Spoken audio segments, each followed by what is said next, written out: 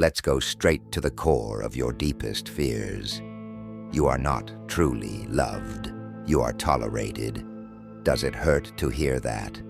It should, because society has conditioned you to desperately seek the approval of others, making you believe that love is the highest form of security. You've spent your entire life being told to be kind, to be pleasant, to earn the affection of those around you. But no one ever warned you about the cruelest truth. Kindness is an open invitation to betrayal. Think about it. From childhood, you were taught that if you are nice to people, they will be nice in return. That if you show compassion, others will reciprocate with loyalty. But deep down, you know this isn't true. Love is fragile, temporary, subject to whims and fleeting emotions. The admiration you build over years can crumble in an instant with a single mistake, a single moment of weakness. People love based on convenience, and the moment you stop serving their interests, their affection fades. But fear is different. Fear endures.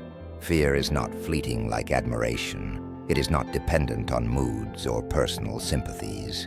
Fear is carved into memory, a scar that never disappears. And I'm not talking about the kind of fear that breeds hatred. No, that type of fear is destructive and useless. I'm talking about a respectful fear, the kind of fear that stops people from challenging you, because they know that crossing a certain line will come at a cost. Here's the uncomfortable truth no one dares to admit. When it comes to power, it is always safer to be feared than to be loved. History is full of leaders who sought to be loved by everyone, only to be betrayed by those who once swore loyalty. Excessive kindness is perceived as weakness, and in a world driven by self-interest, weakness is always exploited. Machiavelli understood this perfectly, and while modern society pretends to reject his ideas, it secretly follows them more than ever. You have been deceived, convinced that setting firm boundaries is cruelty, that being authoritative is oppressive. But who truly benefits from that lie? The ones who patiently wait for you to lower your guard, who silently watch for the moment they can take advantage of your good nature. Because no matter how much we romanticize human relationships, people always act in their own interests. Loyalty lasts only as long as it is convenient. Respect is only maintained when people fear the consequences of disrespecting you. The key to true power is understanding when to use authority and when to show restraint. Because power rests on two pillars: laws which set limits, and force, which ensures those limits are respected. Laws without force are meaningless, just as force without laws leads to chaos. The true leader knows how to balance both, how to maintain order with authority while avoiding unnecessary brutality. You may think this perspective is cynical, even cruel, but look around you. How many times have you seen a good person get trampled by those they helped? How often has kindness been mistaken for weakness, turning generosity into an invitation for betrayal? And yet, you still believe that being loved is enough, that kindness alone will protect you from the harsh realities of human nature. But it won't. The only true defense is respected authority. A controlled level of fear that never crosses into hatred, but keeps others' destructive ambitions in check. True power is not about popularity. It is not about being loved by everyone or doing what is expected of you. True power lies in being respected, and yes, sometimes feared, because the respect born from fear lasts far longer than the fleeting admiration that love offers. This is not about becoming a tyrant. It's about deeply understanding human psychology, People respect what they fear losing, and they take advantage of what they perceive as safe and weak. The world is not ruled by fairness. It is ruled by strategy, perception, and controlled influence. And here's the uncomfortable secret. If you want to succeed, if you want to lead, you must learn to balance respect and fear without ever allowing fear to turn into irrational hatred. Because hatred creates enemies, but fearful respect creates loyal followers. So, let me ask you this. Do you really want to be strong? Then stop seeking love. Stop chasing approval. Learn to manage fear wisely. Be fair but firm. Be kind but never indulgent. Always act with strategy, anticipating betrayal before it happens and preparing calculated responses in advance. Because when the decisive moment comes, when you are standing in front of those who wish to see you fall, only real authority, built through balance and discipline, will keep you standing. And here's the uncomfortable secret. If you want to succeed, if you want to lead, you must learn to balance respect and fear without ever allowing fear to turn into irrational hatred. Because hatred creates enemies, but fearful respect creates loyal followers. So let me ask you this, do you really want to be strong? Then stop seeking love. Stop chasing approval. And learn to manage fear wisely. Be fair but firm. Be kind but never indulgent. Always act with strategy, anticipating betrayal before it happens, and preparing calculated responses in advance. Because when the decisive moment comes, when you are standing in front of those who wish to see you fall, only real authority, built through balance and discipline, will keep you standing. And never forget this. People quickly forget the favors you do for them, but they never forget the respect you impose upon them. Machiavelli was right. Effective power will always be safer when built on respected fear, rather than the unreliable nature of love. Now the only question that remains is this. Are you willing to see reality for what it is? Or will you continue to believe in comforting illusions? Take a moment to reflect on the greatest figures in history. Were they loved or were they feared? Do you truly believe that kindness alone is the ultimate path to success? If your answer is yes, then you may have fallen into one of society's greatest traps, the illusion of love and loyalty. We are taught that by being kind, sincere, and treating others well, we will be met with the same in return. But is reality that simple? In the real world, respect and fear do not exist separately. They are two sides of the same coin, and great leaders have always known how to balance them to maintain power. You have probably met people who seem to be admired by everyone. Yet the moment they leave the room, they cease to matter. On the other hand, you may have encountered those who carry an air of mystery, people who are respected, yet provoke a sense of unease. And it is often these individuals who hold true influence. So, what sets them apart? Respect is valuable, but it is not always enough. When someone is merely liked, they are vulnerable to manipulation.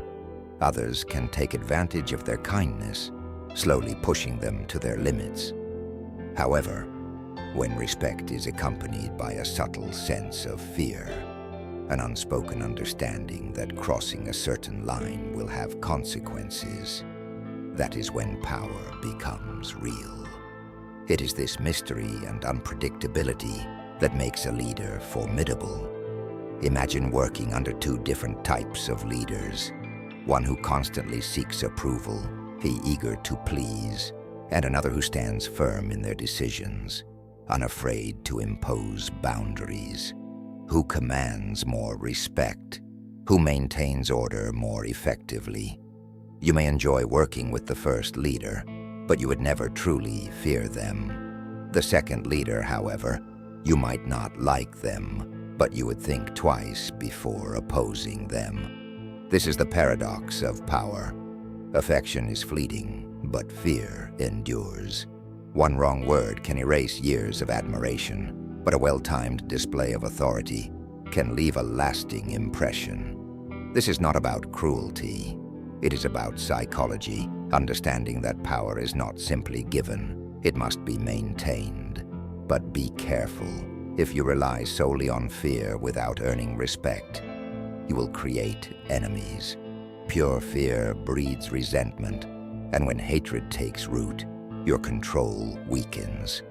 The real question is, how do you ensure people respect you while keeping control? Machiavelli once said, "It is better to be feared than loved if you cannot be both." But is that always the case? Dare to question what you have been told. Perhaps everything you thought you knew about power, respect, and influence is only a fragment of a much larger truth, one that you have yet to uncover. You have been told all your life that kindness is the key to success, that if you treat others well, they will remain loyal to you. But look around. How often have you seen good people taken advantage of? How many times have you witnessed generosity mistaken for weakness? The truth is unsettling. Loyalty lasts only as long as it is convenient. History is filled with examples of leaders who believed that being kind and generous would secure their position. They trusted in the loyalty of those around them, only to be betrayed at the first sign of trouble. Julius Caesar, a man deeply admired and loved by the Roman people, was still stabbed to death by his closest allies. Why? Because love and admiration do not stop ambition. The moment loyalty becomes inconvenient, it vanishes.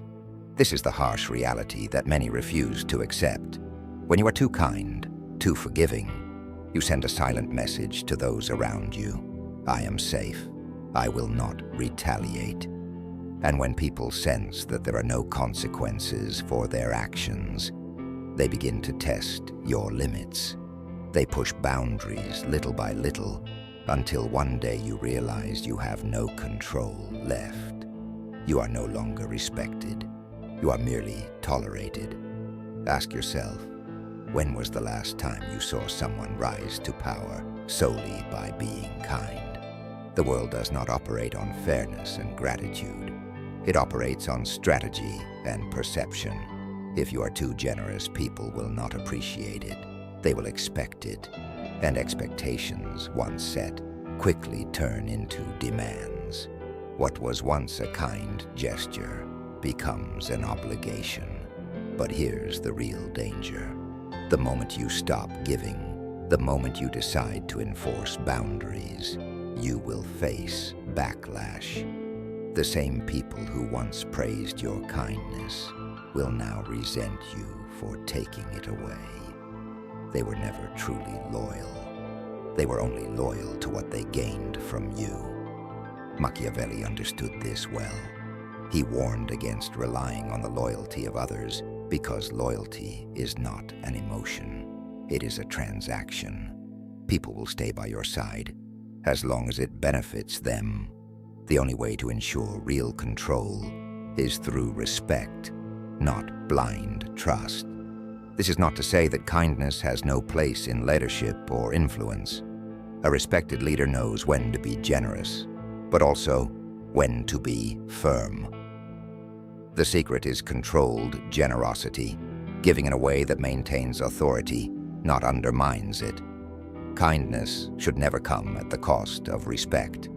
So the question remains, are you being respected for your strength, or merely tolerated for your kindness? And more importantly, are you willing to test that answer? Love is unpredictable. It is shaped by emotions, by fleeting moments of admiration, by the perception of value that can change at any time. Today, someone may admire you for your charisma, your kindness, or your generosity. But tomorrow, a single mistake, a misunderstood word, or an unfortunate circumstance can turn admiration into resentment. The affection that took years to build can disappear in an instant. But fear? Fear endures. Fear is engraved in memory, a reminder that some lines should never be crossed.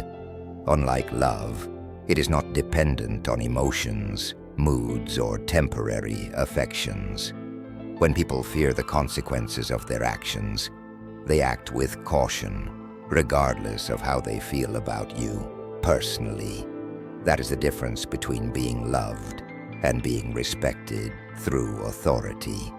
Machiavelli understood this paradox better than anyone. He warned leaders against relying too much on the love of their people, because love is unstable, conditional, and beyond control.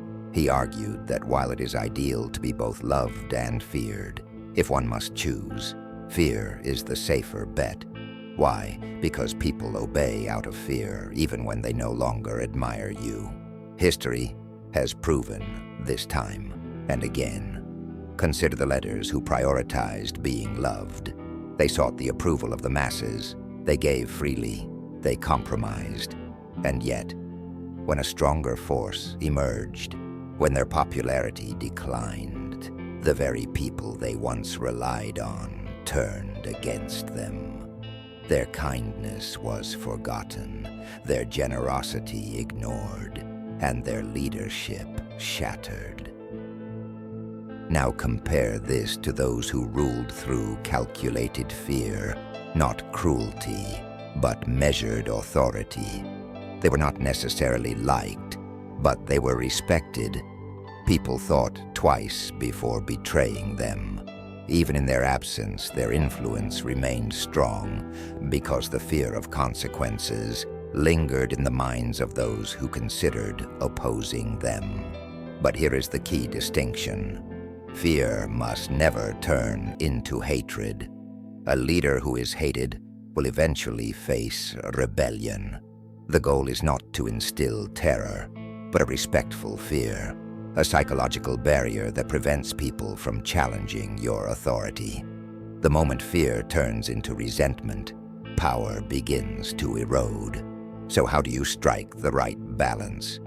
You must be predictably strong, yet unpredictably firm. A leader who is always rigid will eventually be resisted. But a leader who is selectively firm, who surprises with unexpected moments of authority, commands lasting respect. Think about it. Who earns more influence?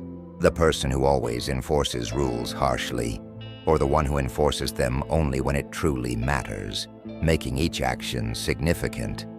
The answer is clear. The most effective leaders are those who do not rule by fear alone, but by the perception of what might happen if they are challenged. So now, the question is not whether fear is more powerful than love. The real question is, do you control how others perceive your strength? Or are you at the mercy of their changing emotions? Power is not about ruling with an iron fist, nor is it about seeking endless admiration.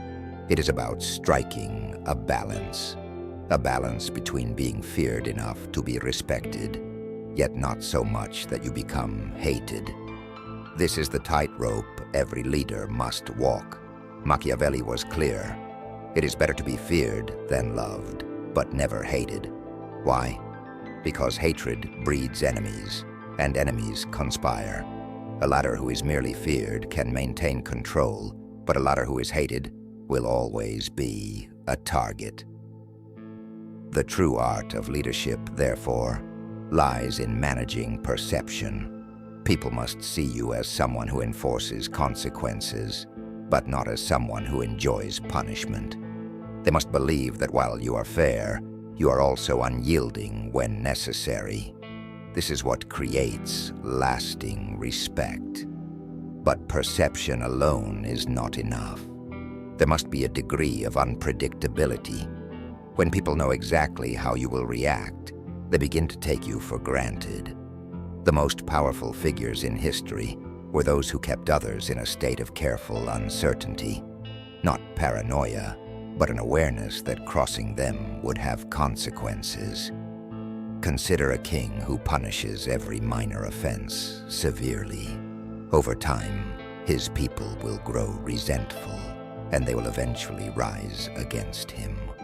Now consider another ruler, one who is just but firm, who punishes only when it is necessary, and in a way that leaves an impact. He does not have to be feared constantly. His strength is in the fact that no one knows when he might act. This is the foundation of true authority. The modern world operates the same way. In business, in politics, in social dynamics, those who command influence do not do so because they are the most loved. They do so because they have established boundaries that others dare not cross. They do not beg for approval. They command respect. So what does this mean for you? If you want to lead, whether in your career, relationships, or personal ambitions, you must cultivate an aura of measured authority. You must be kind, but never indulgent. You must be fair, but never weak. And above all, you must be respected, not simply liked. Power is not about control. It is about perception. Those who master this understanding do not chase influence. They become influence.